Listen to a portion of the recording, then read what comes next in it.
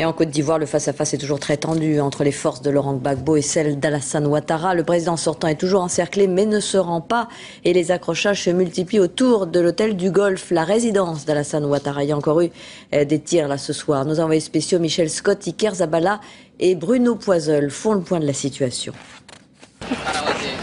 L'hôtel du Golfe, le QG d'Alassane Ouattara, depuis plus de 4 mois, n'est pas un lieu de villégiature, loin s'en faut. À 1 kilomètre de là se trouve la résidence de Laurent Gbagbo et une ligne de front qui a tendance ces dernières heures à se rapprocher. Après les combats d'hier, exténués, infamés, les combattants du Front républicain de Côte d'Ivoire se sont repliés dans les jardins de l'établissement. Rien qu'hier, ils ont compté 17 morts et 50 blessés dans leur rang. Tout à l'heure, une colonne a encore été prise en embuscade. Malgré la présence de 2 pumas de la force Licorne dans le parc, le blocus imposé à l'ennemi s'est inversé en quelques heures. Avec une explication, disent-ils, Gbagbo est entouré de sites intouchables.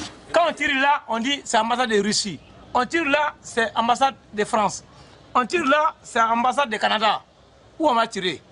Alors que Gbagbo, il est entouré que des civils. Voilà pourquoi on temporise. Il n'est pas plus fort que nous. Le ravitaillement pourtant, il n'y en aura pas pour ces hommes. Rationné, même le président élu ne peut compter que sur quelques cajots de légumes convoyés par un hélicoptère privé. En attendant un éventuel redéploiement, les cours de tennis de l'hôtel, eux, servent de cellules à ciel ouvert pour tous ceux qui ont été faits prisonniers dans le secteur et soupçonnés d'être des miliciens pro-Gbagbo. Maudit garçon là, faut approcher ici, bâtard là, vous allez comprendre aujourd'hui là, Pas de châtiment pour ces hommes ni d'exaction à leur encontre, c'est la nouvelle consigne d'Alassane Ouattara qui veut, lui, des troupes exemplaires. Ce soir, plusieurs obus de mortier sont tombés dans ce secteur de l'hôtel du Golfe, à partir duquel une colonne des forces républicaines de Côte d'Ivoire a essayé de se redéployer tout à l'heure avant de tomber dans une embuscade. Décidément, dans cette moitié d'Abidjan, la guerre est loin d'être terminée.